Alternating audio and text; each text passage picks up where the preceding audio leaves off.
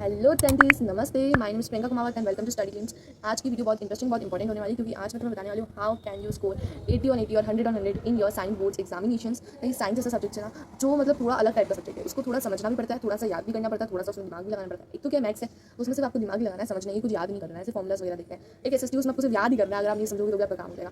But science ऐसा subject है जिसमें दोनों का मिक्सचर है और इसमें बच्चों को बहुत प्रॉब्लम आती है। तो हम आज इसी टॉपिक के ऊपर बात करने वाले हैं। बट उससे पहले तुम अपना डिजायर गोल कमेंट सेक्शन में पिन कोड कर दो, बता दो यार कि तुम्हारा क्या डिजायर गोल है। जरूरी नहीं हर बच्चे का गोल 80 ऑन 80 हो या 100 ऑन 100 हो।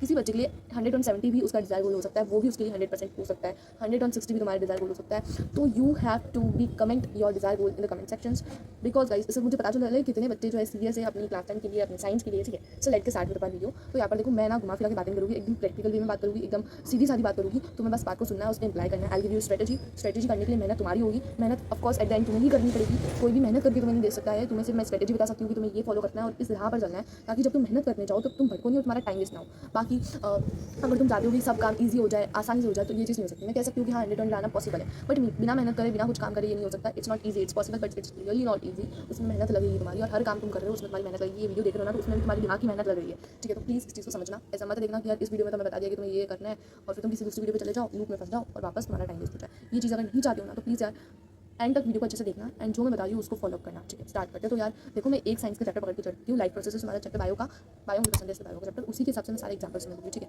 लेट्स सपोज हमने साइंस एक चैप्टर लिया। अब देखो यार, अगर तुम्हें एक कोई चैप्टर अच्छे से कंप्लीट करना है तो तुम्हारे दिमाग में ये होना चाहिए क्वालिटी मैटर्स करती है, क्वांटिटी मैटर्स नहीं करती है।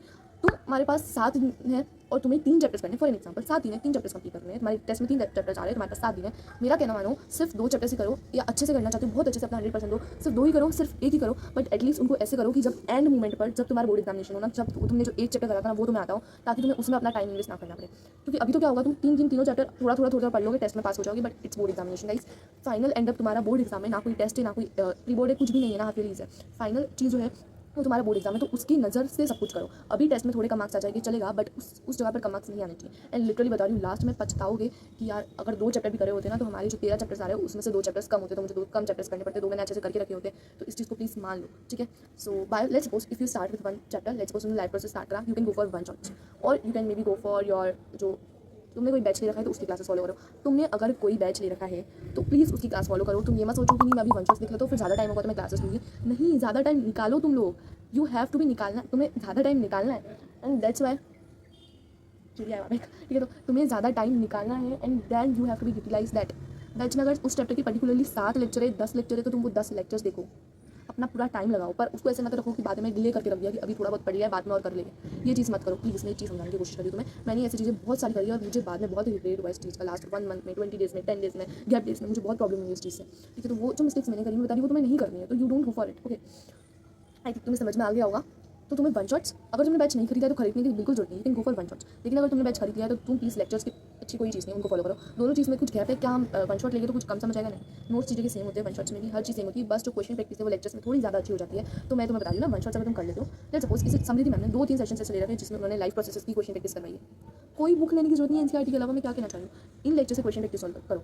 कॉम्पिटेंसी बेस्ड क्वेश्चन चाहिए, प्रशांत ने और सीरीज ले रखी है कॉम्पिटेंसी बेस्ड क्वेश्चन, तो मैं यूट्यूब पे ढेरों क्वेश्चन मिल जाएगी कॉम्पिटेंसी बेस्ड क्वेश्चन, आई बस समझो, वहाँ से प्रैक्टिस करो। मैं कहती हूँ कोई बुक लेने की जरूरत नहीं, अभी तुम क्लास 10 में, कोई भी बुक लेने की जरूरत नहीं, ले लिए तो ऑफकोर्स उसे प्रैक्टिस करो। अगर ले सकते हो, लेने का मन है तो कोई ऐसी बुक ले लो जो तुम्हारे दिमाग में है। इस लेवल की बुक मत लो, एनसीईआरटी एग्जाम्पल ले लो, या फिर एग्जाम्पल नहीं लेनी है तो you can go for PW की कोई भी क्वेश्चन बैंक, या वो नहीं तो ओसवाल की क्वेश्चन बैंक, इस टाइप की बुक ले लो। मैं बताऊँ सीरियसली, मैंने साइंस में कोई जो है बुक वगैरह नहीं ली थी, एंड मेरा अभी तक रिजल्ट आया है, तो मैं बता देती हूँ। ठीक है, सेकंड कोर्स का मेरा रिजल्ट आया है, मैं वो तुम्हें बता देती हूँ तो कि मेरे क्या मार्क्स आए थे। ठीक है, 1 शॉट्स देख लिया, क्वेश्चन प्रैक्टिस के लिए मैंने तुम्हें बता दिया क्या करना है। अब थर्ड चीज़ मैं बताना चाहती हूँ, जैसे पीवाईक्यू, जो दोनों ही बच्चों को करने हैं। हाँ, बैच में थोड़े पीवाईक्यूज हो जाते हैं, बट फिर भी मैं कहती हूँ तुम करना चाहो तुम कर सकते हो। गूगल पे जाओ, साइड में मैंने बता दिया, गूगल पे जाओ, सर्च करो अपना जो है, ये जो मैं सर्च करी हूँ, प्लीज़ सर्च करने के बाद मैं यहाँ पर स्टडी सेट, पता नहीं क्या नाम है, इसको सर्च करो, जाकर गूगल पर देखो, इस जगह तुम्हें सारे के सारे पीवाईक्यूज मिल जाएगी ऑफ एवरी कंपार्टमेंट के। तुम्हें सेकंड बुक्स जो तुम्हें चाहिए वो पेपर्स में मिल जाएगी। यहाँ से पीवाईक्यूज प्रैक्टिस करो, 2025 तक की पीवाईक्यूज प्रैक्टिस, 2020 तक की पीवाईक्यूज प्रैक्टिस कर लो। उससे बाद में मत जाना, क्योंकि उससे बाद में कॉम्पिटेंसी लेवल है ही नहीं। 2020 से कॉम्पिटेंसी लेवल चला है, उस समय भी इतना नहीं था, बट ठीक है तुम्हारी प्रैक्टिस हो जाएगी, क्या पता पेपर बहुत ईजी आ गया उस लेवल का। तो अगर तुमने अभी शुरू से पीवाईक्यूज करना स्टार्ट कर लेना, एंड तक you are master in science. मैंने नहीं करे थे, ये मेरी दूसरी गलती। ठीक है, तो तुम कर लेना पीवाईक्यूज प्रैक्टिस, क्वेश्चन प्रैक्टिस बहुत ज़्यादा जरूरी है। सिर्फ नोट्स बना के 1 शॉट से उनको याद करके रखने का कोई मतलब नहीं है, अगर तुम्हें पता नहीं चलेगा कि वो जो तुमने थ्योरी लिखी है उसको कहाँ पर इंप्लाई करना है। ठीक है। तो इस तरीके से तुम्हें बायो में काम करना है। That's it. PYQs, question practice, one shots, notes अपने सेल्फ पे बनाओ। अभी तुम्हारे पास टाइम है, अभी तुम सेल्फ नोट्स बना सकते हो। जब तुम्हारे पास टाइम नहीं होगा तब तुम प्रिंट आउट निकालो, तुम कहीं से निकालो, चलता है, बट अभी तुम अपने सेल्फ नोट्स बनाओ। ठीक है। नोट्स को एक जगह कौन सा ही रखना, ऐसा नहीं होना चाहिए कि लाइफ प्रोसेस किसमें पढ़े हैं फिर अपने कंट्रोल एंड कोऑर्डिनेशन की किसी और जगह पढ़े हैं, उसमें कंफ्यूजन होगी। बेटर उनकी शुरू से ही तुम थोड़ी क्लियर कर चीज़ें करते चलो, ताकि एंड के टाइम पर तुम्हें कंफ्यूजन हो। अब चलते फिजिक्स की तरफ। अगर मैं फिजिक्स की बात करूँ तो फिजिक्स में तुम ले लो कोई भी इलेक्ट्रिसिटी ले, तुम कोई भी चैप्टर ले लो। देखो फिजिक्स में एक चैप्टर की महारत है, एक वो चीज़ है कि फिजिक्स में दो चैप्टर्स आपस में मिले हुए। अगर तुम फर्स्ट चैप्टर करते हो लाइट वाला तो ही तुम्हें सेकंड चैप्टर समझ में आएगा, ह्यूमन नहीं वाला। अगर तुम इलेक्ट्रिसिटी करते हो तो ही तुम्हें जो है हमारा फोर्थ चैप्टर वो समझ में आएगा। तो दोनों चैप्टर्स एक दूसरे से इंटरकनेक्टेड है, एक समझ में। तो अगर चैप्टर करने बैठो ना तो दोनों को साथ में सब करो, मतलब इन दोनों को साथ में करा, इन दोनों को साथ में करा, मतलब वन बाय वन इन दोनों को करा, वन बाय वन इन दोनों को करा। ऐसा नहीं है कि लाइट करने के बाद डायरेक्ट मैग्नेटिक इफेक्ट की तरह, ये चीज़ मत करो। ठीक है। और अभी तो तुम्हारे स्कूल में I think light and human हो गया होगा, इलेक्ट्रिसिटी स्टार्ट हुआ है नहीं हुआ मुझे नहीं पता, चैप्टर्स हमारे स्कूल में हो गए होंगे। तो यार फिजिक्स इज द थिंग कि तुम्हें उसमें न्यूमेरिकल प्रैक्टिस बहुत सारी चाहिए। तो क्या वो तुम्हें यूट्यूब पे मिल जाएगी? हाँ मिल जाएगी, तुम्हें बुक करने की जरूरत नहीं है। लेकिन तुम खरीद लो तो गुड, तुम बुक खरीद लो, मैं ऐसा कुछ बोल नहीं रही हूँ कि नहीं खरीदना है, इतने खरीदना है खरीद लो, बट नहीं खरीदने का मैंने पैसे इतने वेस्ट नहीं करने हैं। वेस्ट तो क्या मतलब पैसे नहीं लगाने हैं, नहीं है तो प्लीज़ गो फॉर कि तुम यूट्यूब से अपना काम करो, हो जाएगा आराम से, वेरी इजीली। ठीक है। फिजिक्स में क्वेश्चन प्रैक्टिस इंपॉर्टेंट है, थ्योरी को समझो, थ्योरी को पढ़ो, क्योंकि थ्योरी भी आती है पेपर में, but you have to be go for numericals very first. मेरे साथ क्या हुआ था फर्स्ट बोर्ड्स के लिए, मैंने थ्योरी बहुत ज़्यादा पढ़ी थी, इतने सारे न्यूमेरिकल्स आ गए, इतने सारे, मतलब पूरा पेपर न्यूमेरिकल्स भरा, तुम जाकर देख भी सकते हो, क्या क्या अपलोड हुआ नहीं हो। एंड सेकंड बोर्ड्स में न्यूमेरिकल्स प्रैक्टिस करती थी भर भर के और थ्योरी आ गई थी। तो ये चीज़ मेरे पास दोनों बोर्ड्स में हुई थी। तो तुम्हें दोनों चीज़ का एज अ बेस ध्यान रखना है कि दोनों चीज़ को तुम्हें इक्वल पॉइंट ऑफ रखना है, क्योंकि दोनों चीज़ इंपॉर्टेंट है फिजिक्स में। ठीक है। इसमें भी you can go for batches और वन शॉट्स, दोनों चीज़। क्वेश्चन प्रैक्टिस ऐसे सेशंस में क्वेश्चन प्रैक्टिस के लिए आराम से मिल जाएगी। प्रशांत दिया के अपनी समृद्धि मैम के क्वेश्चन फिजिक्स के लिए तो ऑफकोर्स प्रशांत दिया, आशु सर जो है वो भी बहुत सारे अच्छे कॉम्पिटेंसी पीस क्वेश्चन करवाते हैं, तो you can go for their channel. Okay. तो साइंस में फिजिक्स में that will be the right strategy. देखो स्ट्रेटेजी कुछ भी नहीं है, बस एक मेथड है कि तुम्हें पहले वन शॉट देखना है, चैप्टर को समझना है। एनसीईआरटी रीडिंग अगर बायोलॉजी तो कर लो, फिजिक्स एंड केमिस्ट्री में कोई जरूरत नहीं है, बट एक नज़र दोहरा दो, उससे कुछ डायग्राम वगैरह तो वो देख लिया, बस ये चीज़। Now let's move on to physics, not chemistry. Chemistry का अगर मूव करते हो तो उसके लिए भी मैं तो प्रशांत को फॉलो करती थी, बट तुम जिसको फॉलो करते हो यू कैन गो फॉर। इसके लिए तुम्हें क्या करना है, सबसे पहले वन शॉट ही देखना है, और अगर किसी बैच में तो बैच फॉलो करना है। क्वेश्चन प्रैक्टिस सेशंस अगेन इतने सारे क्वेश्चन प्रैक्टिस सेशंस तुम्हें मिल जाएगी, यहाँ पर भी न्यूमेरिकल्स होते हैं तो उस पर तुम ध्यान दो।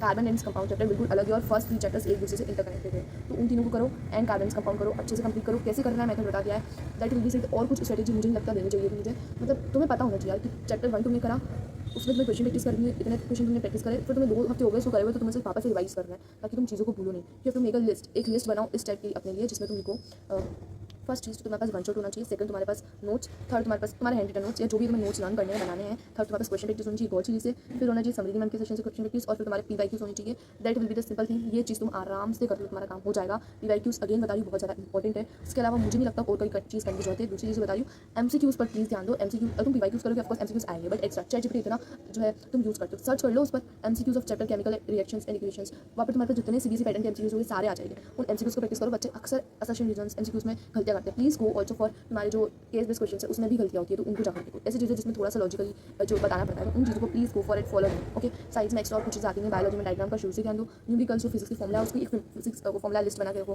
केमिस्ट्री में तुम्हें जो अपने जो एलिमेंट्स है सारे 1 से 20 तक याद होने चाहिए, तो उसको पहले याद कर लो। और अगर अभी तक तुमने अपना जो है चीज़ें तुम्हारी कंप्लीट नहीं है, अभी तुम बैकलॉग में चल रहे हो अपने बैचेस में वगैरह में, तो बैकलॉग मैराथन ऑलरेडी चल रही है, जाकर उन्हें फॉलो करो, वहाँ से अपना बैकलॉग क्लियर करो एंड फिर बैच के बनाकर पढ़ाई स्टार्ट करो। बहाने अपना दो, क्योंकि बहाने देने के लिए कुछ नहीं बचा है।